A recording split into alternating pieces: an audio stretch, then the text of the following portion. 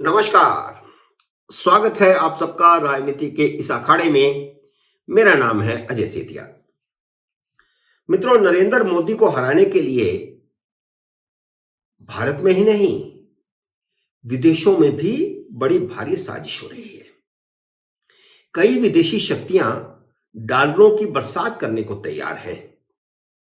America और European union नहीं चाहते कि मोदी फिर से तीसरी बार भारत के प्रधानमंत्री बने। इन सब देशों को लगता है कि मोदी दुनिया में भारत की हैसियत बढ़ाने का काम कर रहा है, इसलिए वे डॉलर लुटाने को तैयार हैं, बेशर्ते विपक्ष मोदी को हरा दे, तीसरी बार वह प्रधानमंत्री पद की शपथ न ले सके। मोदी को सत्ता से हटाने के लिए जॉर्ज सोरोस ने तो 1 साल पहले ही $1 अरब खर्च करने का वादा किया था। स्वाभाविक है कि वह पैसा किसको देंगे? कांग्रेस को देंगे। कुछ पैसा इंडिया अलायंस के बाकी दलों को भी देंगे ताकि वे जीत कर आए और मोदी को सत्ता से हटाने के लिए कांग्रेस की मदद करें, जैसे 2004 में वाजपेयी की सरकार को हटाने के लिए एक अलायंस बना था। इंडिया अलायंस भी अब उसी उद्देश्य से बनना है। इंडिया अलायंस बनने का कारण भी विदेशी धन की बंदरबांट ही है, क्योंकि इस बार विदेशी शक्तियां हर हालत में मोदी को हटाना चाहती हैं। 2004 में ऐसी स्थिति नहीं थी। राहुल गांधी साल भर से पैसा जुटाने के लिए ही तो बार बार विदेश जा रहे थे। ब्रिटेन, अमेरिका, यूरोपियन यूनियन में आखिर वे किस लिए जा रहे थे? इन देशों से वोट तो मिलने नहीं, वोट तो भारत की जनता ही डालेगी। भारत की जनता ही तय करेगी कि वह किसको चाहती है, वे किसकी सरकार चाहती है, वे किसे प्रधानमंत्री बनाना चाहती है। अमेरिका से तो वोट मिलने नहीं, ब्रिटेन से तो वोट मिलने नहीं, यूरोपियन यूनियन से तो वोट मिलने नहीं, फिर वे किस लिए जा रहे हैं? और अगर वे माहौल बनाने के लिए जा रहे हैं तो विदेशों में माहौल बनने से भी क्या होगा? भारत में तो उसका कोई प्रभाव होना नहीं है। विदेशों में मोदी के खिलाफ बोलकर क्या हासिल कर लेंगे? वहां के अखबारों में कुछ खबरें छप जाएंगी, और वह भी दूसरे तीसरे पेज पर। विदेशों में जनमत बनाने नहीं, पैसे का जुगाड़ करने जा रहे थे। चीन भी लगा हुआ है कि किसी तरह मोदी हारे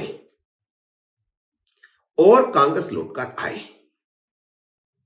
अमेरिका और चीन की आपस में नहीं बनती, चीन और यूरोपियन यूनियन की आपस में नहीं बनती, लेकिन भारत में किसकी सरकार बने, इस मुद्दे पर वे एकमत हुए फिर रहे हैं।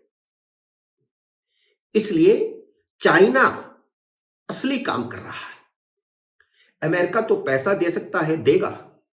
यूरोपियन यूनियन तो पैसा दे सकती है, देगी। वह भारत के चुनाव में हस्तक्षेप करना चाहती है, करेगी। मणिपुर के मामले में यूरोपियन यूनियन ने प्रस्ताव पास कर दिया, क्योंकि वहां ईसाईयत का मामला था। लेकिन चाइना यहां पर काम कर रहा है। असली काम वह कर रहा है, वह भारत के पत्रकारों को खरीदकर मोदी के खिलाफ हवा बनवा रहा है। जिनको वह पैसा दे रहा है वह ज्यादातर वेबसाइट चलाते हैं या अपना यूट्यूब चैनल चलाते हैं, और जो मीडिया की नई हवा बनी है उसमें सोशल मीडिया ज्यादा एक्टिव है और लोग सोशल मीडिया पर ज्यादा जाते हैं। अखबार नहीं पढ़ते, टीवी पर भी नहीं बैठते ज्यादा, अब यूट्यूब चैनल ज्यादा देखे जाते हैं, वेबसाइटों पर खबरें ज्यादा पढ़ी जाती हैं। तो ये जो मीडियम है, इस मीडियम पर चाइना कब्जा करने जा रहा है। वह उन यूट्यूबरों को ढूंढ रहा है जिनके व्यूवरशिप ज्यादा है, लाखों में जिनकी व्यूवरशिप है। ऐसे 5-6 पत्रकार हैं जो अब यूट्यूब चलाते हैं, और वे पूर्व पत्रकार हैं, रेगुलर नौकरी से बाहर है, और यह एक धंधा है। चीन उनको फाइनेंस कर रहा है। चीन यह समझता है कि वे चुनावों को प्रभावित कर सकते हैं और प्रभावित करते हैं क्योंकि उनकी व्यूअरशिप बहुत ज्यादा है। लेकिन उनकी सारी भविष्यवाणियां भी विधानसभा चुनावों में धरी रह गई। वे तीनों राज्यों में भारतीय जनता पार्टी को हराने की भविष्यवाणियां कर रहे थे, नैरेटिव बना रहे थे कि मोदी के खिलाफ हवा नहीं बह रही, आंधी चल रही है।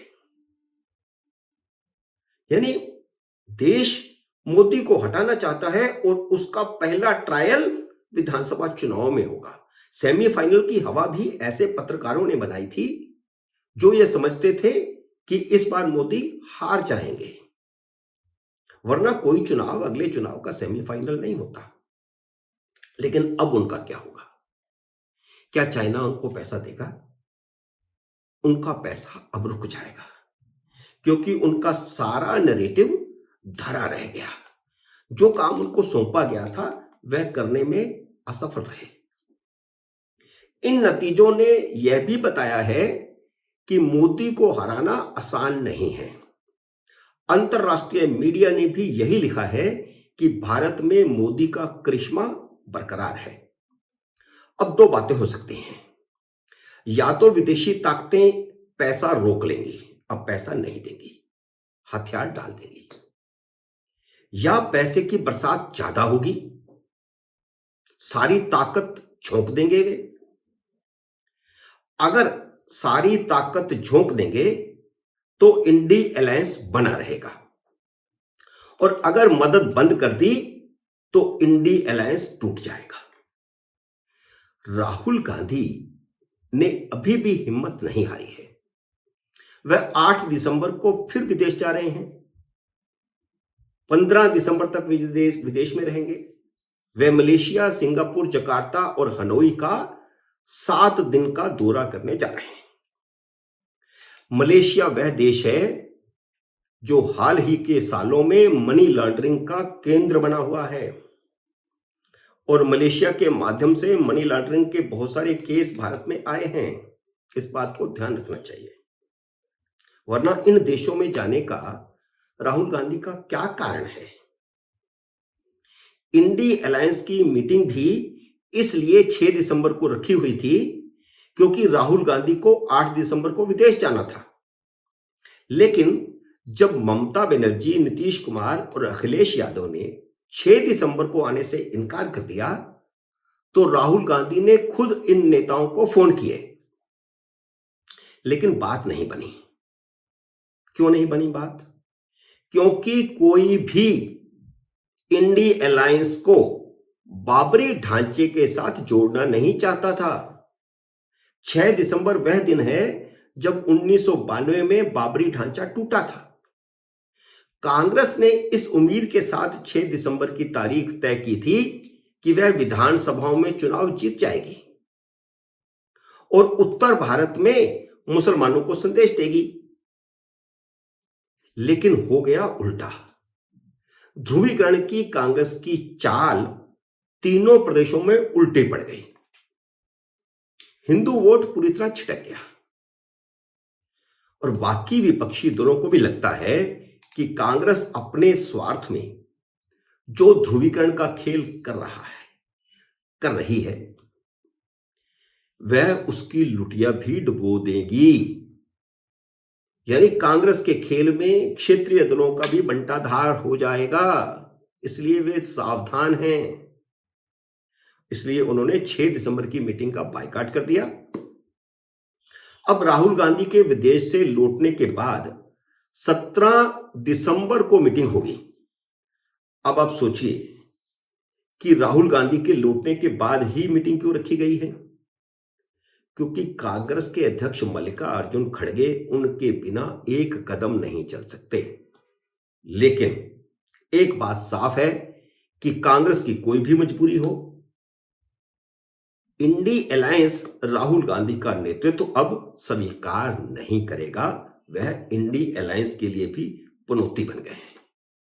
मित्रों, उम्मीद है मेरा यह वीडियो आपको पसंद आया होगा। इसे लाइक और शेयर कीजिए। अगर आपने मेरे YouTube चैनल को अब तक सब्सक्राइब नहीं किया तो कृपया सब्सक्राइब करके घंटी का बटन भी दबा दीजिए, ताकि जैसे ही मेरा अगला वीडियो आए आपको सूचना आए। जल्द ही मिलते हैं अगले वीडियो में किसी नए विषय के साथ। तब तक नमस्कार।